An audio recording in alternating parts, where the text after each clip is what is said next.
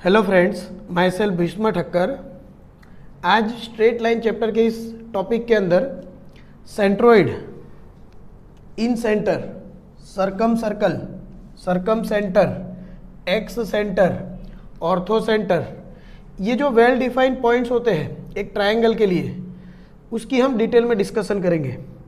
तो सबसे पहले अगर हम सेंट्रोइड से स्टार्ट करें तो उसको समझने से पहले हमें मीडियन क्या होता है वो समझना होगा। Median, what is median? तो the line segment joining any vertex with the mid point of opposite side is called median.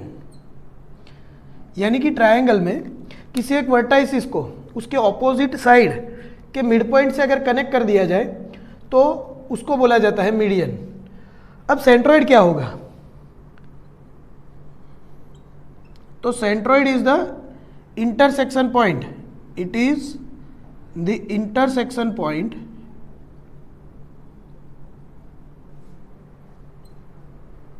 of all the medians of given triangle। तो एक ट्रायंगल के अंदर जितने मीडियंस होंगे उन सबके इंटरसेक्शन पॉइंट को अगर फाइंड किया जाए या उन सबको ड्रॉ कर दे तो वो एक पॉइंट से पास होंगे और उस पॉइंट को बोला जाता है सेंट्रोइड। जैसे कि ये एक मीडियन बन गया, ये हमारा दूसरा मीडियन है और इसमें से पास होने वाला ये हमारा थर्ड मीडियन है। तो ये जो सेंट्रोइड होता है उसको बोला जाता है जी। सपोज ये ए है, ये B, C, D, E and F. तो बेसिकली हमने यहाँ पे मीडियन ड्रॉ किए हैं, 3 मीडियन है और उनके इंटरसेक्शन से हमें जो मिल रहा है वो होता है हमारा सेंट्रोइड। अब आगे हमें इसके लोकेशन के बारे में अगर चेक करना हो तो सेंट्रोइड, कुछ टॉपिक है, कुछ पॉइंट्स है, उनको हम नोट डाउन करेंगे। तो फर्स्ट नोट ये होगी कि centroid of a triangle is always located inside the triangle. यानी कि कोई भी टाइप का ट्रायंगल होगा उसका जो सेंट्रोइड होता है वो ऑलवेज ट्रायंगल के इनसाइड ही लाई करेगा, वो ट्रायंगल के ऊपर या आउटसाइड लाई नहीं कर सकता। आगे कुछ और सेंटर के बारे में जब डिस्कस करेंगे तब पता चलेगा कि उनका लोकेशन ट्रायंगल के टाइप के अकॉर्डिंग वेरी होता है। दूसरी नोट ये होगी कि any median divides the triangle into 2 equal parts और ट्रायंगल। यानी कि ट्रायंगल की कोई भी मीडियन उस ट्रायंगल को दूसरे 2 इक्वल पार्ट या इक्वल ट्रायंगल में डिवाइड करती है। For example, area of triangle ADB is equals to area of triangle ACD।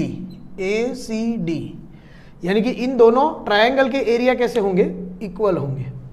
ऐसे ही ये जो सेंट्रोइड होता है, centroid divides the given triangle into 3 equal parts. जैसे मीडियन एक ट्रायंगल को 2 इक्वल पार्ट में डिवाइड करता है, वैसे ही अगर इस पॉइंट से देखें तो ये पूरे ट्रायंगल को 3 इक्वल पार्ट में डिवाइड कर रहा है। यानी कि area of triangle AGB equals to area of triangle ACG equals to area of triangle BGC which is equals to 1/3 area of triangle ABC। यानी कि ओरिजिनल हमारा जो ट्रायंगल ABC है उसको जी पॉइंट 3 इक्वल पार्ट में divide करेगा।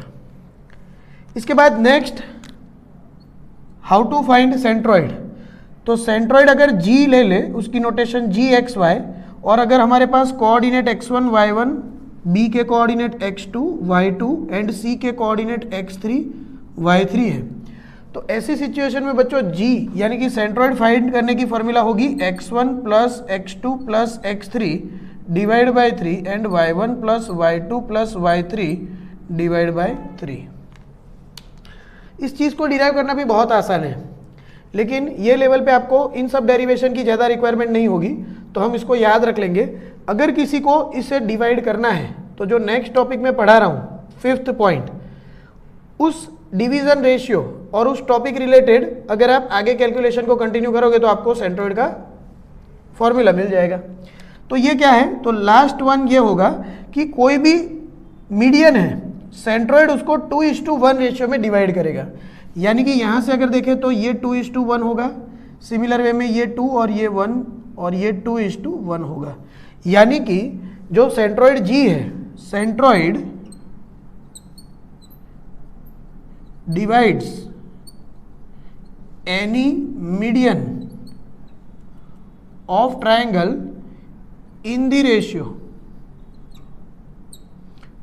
2:1 from the vertex. ये जो डिवीजन स्टार्ट हो रहा है वो फ्रॉम वर्टेक्स से होगा, ये मेंशन करना जरूरी है। सपोज किसी ने डी से चेक किया इतना 2 और ये 1, तो वो गलत हो जाएगा। यानी कि डिवीजन कहाँ से स्टार्ट हो रहा है उसके बारे में हमें मेंशन करना जरूरी होता है। तो यहाँ से अगर देखें तो therefore A G upon G D is equals to B G upon G E, B G upon G E that is equals to CG upon GF, CG upon GF equal to 2/1। यानी कि ये जो ratio होगा वो किसी भी triangle के लिए, चाहे वो एक्यूट एंगल ट्रायंगल हो, ऑब्टूस एंगल ट्रायंगल हो या राइट एंगल ट्रायंगल हो, उनके लिए जो ये रेशियो होगा सेंट्रॉइड का मीडियन को डिवाइड करने वाला, वो 2:1 ही रहेगा और उसकी डायरेक्शन ऑलवेज वर्टेक्स से ही स्टार्ट होगी। तो ये हमारा सेंट्रॉइड हो गया, और उसके बारे में ये जो नोट डाउन करने लायक टॉपिक है उसका हमने यहाँ पे डिस्कस किया। इसके बाद हमें जो नेक्स्ट पढ़ना है वो होगा हमारा इन सेंटर। तो सेकंड सेंटर और पॉइंट इज इन सेंटर, और उसकी नोटेशन होती है आई। बेसिकली इन सेंटर होता क्या है, तो incenter it is the intersection point of all the internal angle bisector of given triangle। यानी कि ट्रायंगल के 3 एंगल होंगे। अगर एक हम एग्जाम्पल लेके देखें तो हमारे पास ट्रायंगल ABC है, ABC। इस वाले ट्रायंगल में हमारे पास 3 एंगल है, और तीनों के अगर मैं बाइसेक्टर ड्रॉ करूं, एंगल को बाइसेक्टर ड्रॉ करूं, तो उनका जो पॉइंट ऑफ इंटरसेक्शन होगा वो हमारा होता है इन सेंटर, और उसकी नोटेशन होती है आई। तो अब ये इन सेंटर के बारे में कुछ नोट डाउन करने लायक चीजें हैं, नोट डालते हैं हम। सबसे पहला टॉपिक है in center of any triangle always lies inside the circle। यानी कि सेंट्रॉइड के जैसे ही अगर इसके लोकेशन की बात करें तो इन सेंटर भी ऑलवेज कोई भी टाइप का ट्रायंगल होगा उसके इनसाइड ही लाई करेगा। तो दूसरा यहाँ पे बेटा, सपोज ये पॉइंट को हम डी लेट कर ले, ये वाला पॉइंट ई है और ये एफ, तो कोई भी एंगल बाइसेक्टर होगा वो उसके ऑपोजिट साइड को एक स्पेसिफिक रेशियो में डिवाइड करेगा। तो any angle bisector divides the opposite side in the ratio of the remaining two sides. यानी कि इसका मतलब ये होगा कि BD अपॉन DC की अगर वैल्यू देखें तो वो AB अपॉन AC जितनी, C की ऑपोजिट साइड को C, A की ऑपोजिट साइड को A और B की ऑपोजिट साइड को B लेट कर ले तो ये C अपॉन B जितना होगा। कोई भी एंगल बाइसेक्टर होगा वो उसकी ऑपोजिट साइड को जो रिमेनिंग दो साइड है उनके रेशियो के अकॉर्डिंग डिवाइड करेगा। ऐसे ही बच्चों अगर देखें तो AE upon EC C upon A जितना होगा। AE upon EC equals to C upon A and ऐसे ही अगर देखें तो AF upon FB is equals to B upon A होगा। AF हमने ये अगर पहले लिया तो A जिस लाइन यानी रिमेनिंग दो साइड में से A जिस साइड का एक पार्ट होगा वर्टेक्स वो हमारा न्यूमरेटर बन जाएगा। यानी कि आपको ऐसी कंफ्यूजन नहीं होनी चाहिए, जैसे मैंने BD अपॉन DC लिया तो आप B अपॉन C क्यों नहीं ले सकते, तो BD में B कनेक्टेड किससे है, AB से, तो रेशियो में वो क्या बनाएगा, C अपॉन B जैसा कुछ बनाएगा जो यहाँ पे लिखा हुआ है। तो इसका मतलब ये हुआ कि जो मीडियन होगी वो ऑपोजिट साइड को किसी एक स्पेसिफिक रेशियो में ऑलवेज, एंगल बाइसेक्टर जो होगा वो ऑपोजिट साइड को किसी एक स्पेसिफिक रेशियो में डिवाइड करेगा और वो रिमेनिंग टू साइड के रेशियो जितना होता है। तो आगे कुछ और नोट करने लायक पॉइंट्स है, उसको कंटिन्यू करते हैं। तो आगे बेटा अगर मैं इसी ट्राइंगल को वापस से यहाँ पे रीडेवलप कर दूँ और सारे एंगल बाइसेक्टर्स को वापस से ड्रॉ कर दें, तो ये सिचुएशन में हमारे पास ये वर्टेक्स A था, B C D E F और यहाँ पे कुछ I था, ये दोनों एंगल इक्वल थे, ये इक्वल था और इतना इक्वल था।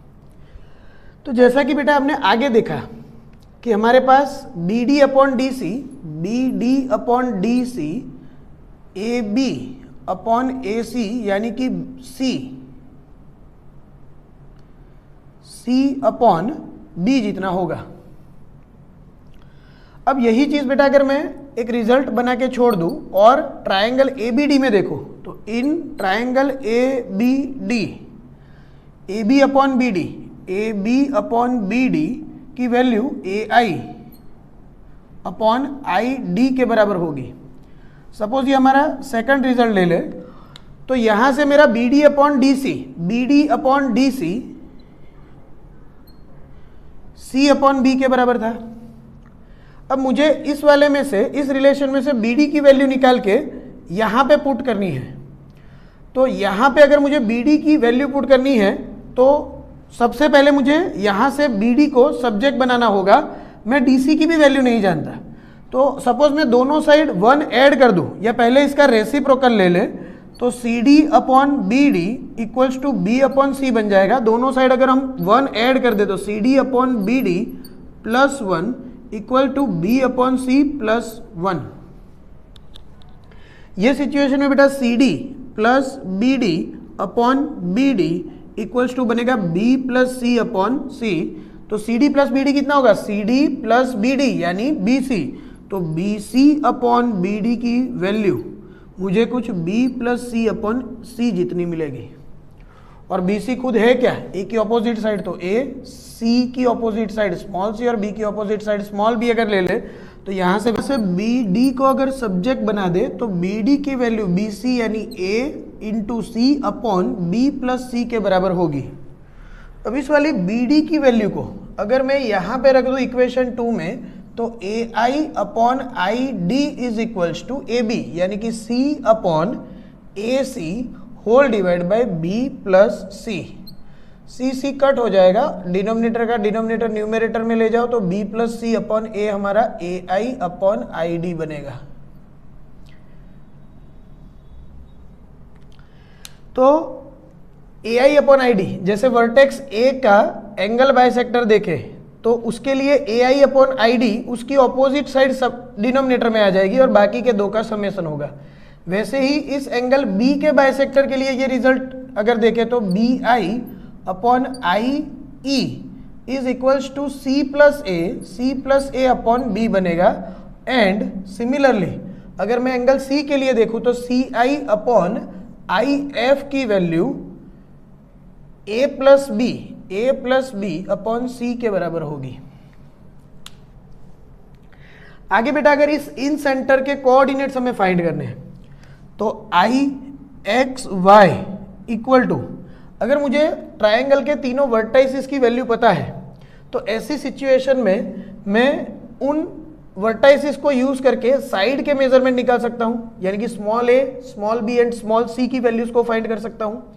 फिर known values of coordinate and measured values of side हम formula A X one plus B X two plus C X three upon A plus C A Y one plus B Y two plus C Y three upon A plus C, इसको use करके triangle के इन centre को find कर सकते हैं।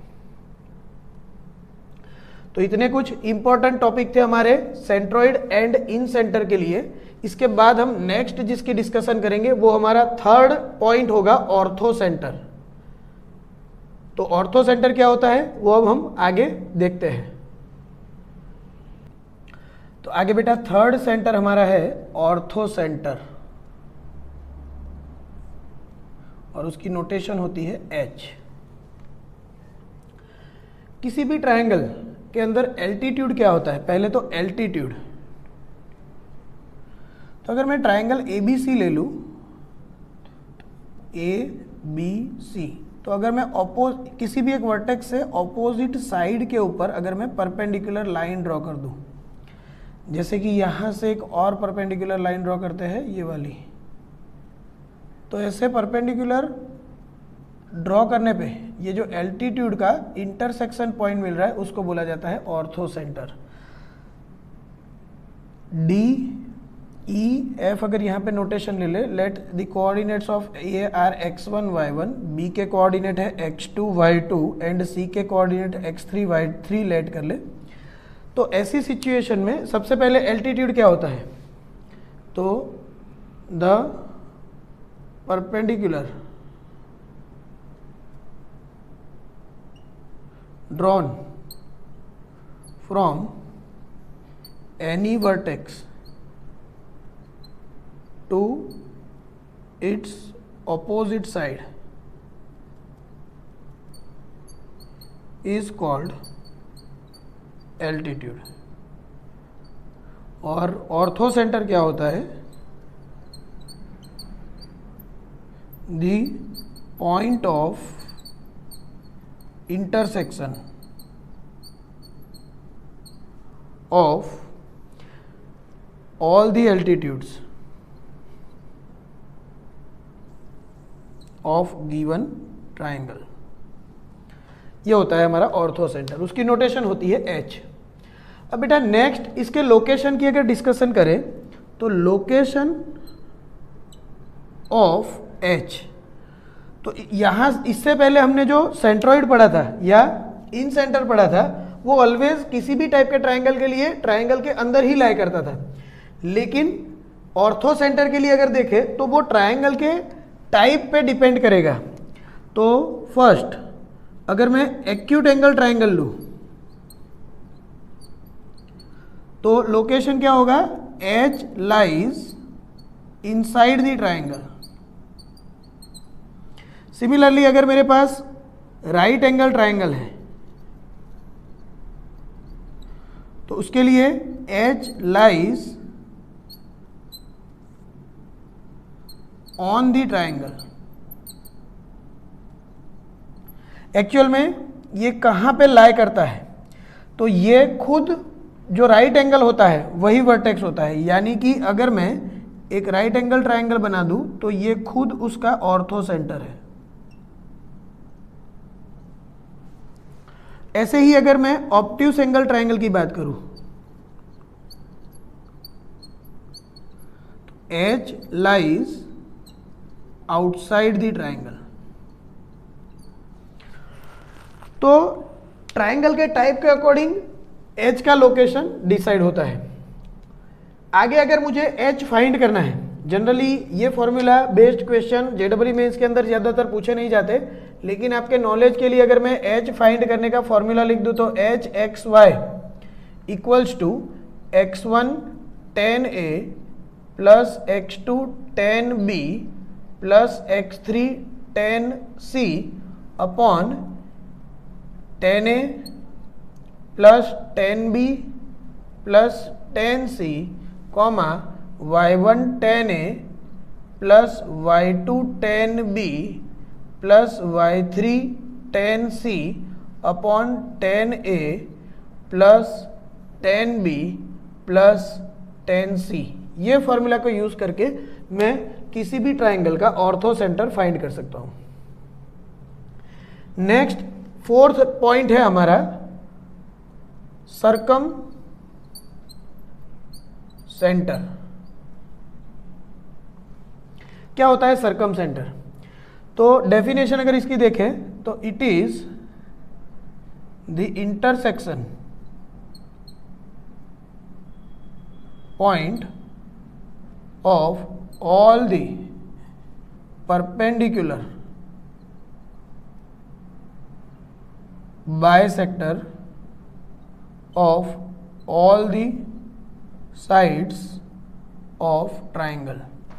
यानी कि अगर मैं ट्राइंगल की तीनों साइड के, यहाँ पे एक फिगर डेवलप कर लेते हैं। सपोज मेरे पास ये वाला एक ट्राइंगल है, तो इस ट्राइंगल के तीनों साइड के अगर मैं परपेंडिकुलर बाइसेक्टर ड्रॉ करूं, जैसे कि यहाँ पे ये वाली लाइन,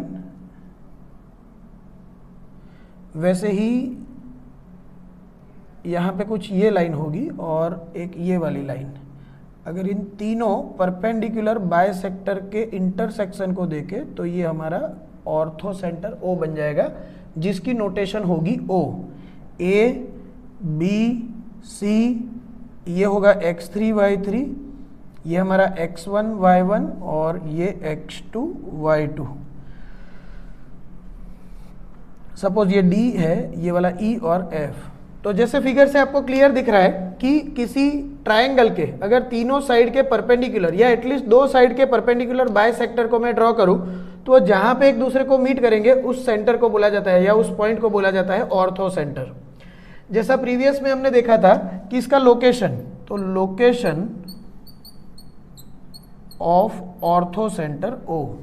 तो ये भी ट्राइंगल के टाइप के ऊपर डिपेंड करेगा, और ये प्रीवियस हमारा जो ऑर्थो सेंटर था बिल्कुल उसी के जैसा बिहेवियर भी दिखाएगा। जैसे कि फर्स्ट एक्यूट एंगल ट्राइंगल, तो उसमें O लाइज इनसाइड ट्राइंगल। ऐसे ही बेटा अगर ये राइट एंगल है तो O lies on the given triangle. यहां पे जो अपना सर्कम सेंटर होगा वो राइट एंगल ट्राइंगल बनाने वाला वर्टेक्स नहीं होगा, लेकिन वो लाई किसके ऊपर करेगा? ट्राइंगल की किसी एक साइड के ऊपर लाई करेगा। एक्चुअल में वो हाइपोटेनियस का मिड पॉइंट होता है। आपको अगर स्पेसिफिक बता दे तो ये जो हाइपोटेनियस है उसी का ये जो मिड पॉइंट होता है वो हमारा mid point of hypotenuse equal to orthocentre, वो ऑर्थो सेंटर बन जाता है। थर्ड, अगर ये ऑब्ट्यूस एंगल ट्राइंगल है तो उस सिचुएशन में O lies outside the triangle, यानी कि बिल्कुल बिहेवियर किसके जैसा होगा? ऑर्थो सेंटर के जैसा ही होगा, सर्कम सेंटर का भी। लेकिन यहाँ पे एक चीज ध्यान रखने लायक ये है कि वहां पे लोकेशन कौन होता था? राइट एंगल वाला वर्टेक्स खुद, और यहाँ पे ऑर्थो सेंटर क्या होगा? सॉरी, सर्कम सेंटर कौन सा होगा? Mid point of hypotenuse. बाकी लोकेशन बिल्कुल ऑर्थो सेंटर के जैसे ही है। यहाँ पे अगर एक चीज और नोट डाउन करें तो तीनों वर्टेक्स से ऑर्थो सेंटर का अगर डिस्टेंस देखें तो वो इक्वल होता है, और वो रेडियस सर्कम सर्कल के रेडियस जितना होता है। और मैंने गलती से यहाँ पे ऑर्थो सेंटर बोला आपको, ये चल रहा है सर्कम सेंटर। तो ये सर्कम सेंटर का तीनों वर्टेक्स से जो डिस्टेंस होगा वो ऑलवेज इक्वल होगा और वो सर्कम रेडियस के बराबर होगा। तो इसको भी हम नोट डाउन कर लेंगे कि the distance of circum centre from all the three vertices remains same. Distance is called circumradius r. Last एक चीज, इसका मतलब ये हुआ कि ओ ए इक्वल्स टू, अगर मैं ओ बी मैथमेटिकली लिखे तो ओ सी की वैल्यू आर के बराबर होगी। एक लास्ट नोट डाउन करने लायक चीज है कि अगर हमें ऑर्थो सेंटर फाइंड करना है और हमें वर्टाइसिस के कोऑर्डिनेट्स पता है तो ओ एक्स वाई इक्वल्स टू बनेगा x1 sin 2a plus x2 sin 2b plus x3 sin 2c upon sin 2a plus sin 2b plus sin 2c comma y1 sin 2a plus y2 sin 2b plus y3 sin 2c upon sin 2a plus sin 2b plus sin 2c। तो बच्चों बिल्कुल symmetric जा रहा है। अगर आगे से आप पॉइंट देखोगे तो सेंट्रॉइड का फॉर्मूला होता था x1 plus x2 plus x3 by 3। फिर वहां से हमने इन सर्कल या इन सेंटर देखा तो इन सेंटर के फॉर्मूला होते थे ax1 plus bx2 plus cx3 upon a plus b plus c, यानी कि x1 x2 के एंड x3 के कोएफिशिएंट ही चेंज हो रहे हैं। फिर हमने ऑर्थो सेंटर देखा तो वहां पे tan a tan b tan c इसके कोएफिशिएंट थे, यानी कि x1 tan a plus x2 tan b, और यहाँ पे अब रिप्लेस हो रहा है sin 2a sin 2b sin 2c से। तो बहुत सारी चीजें इन सारे सेंटर्स के लिए कॉमन है। लास्ट एंड फाइनल टॉपिक जो आज हम आगे डिस्कस करेंगे वो होगा हमारा एक्स सेंटर। तो एक्स सेंटर क्या होता है वो अब नेक्स्ट देखते हैं।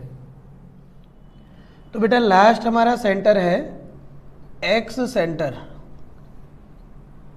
नोटेशन होती है I1 I2 I3। जनरली कोई भी ट्रायंगल होगा इसके लिए हमें ऑलवेज 3 एक्स सेंटर मिलेंगे।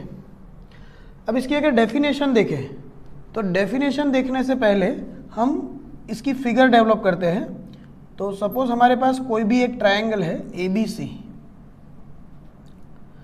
तो अगर A के अकॉर्डिंग मुझे एक्स सेंटर फाइंड करना है तो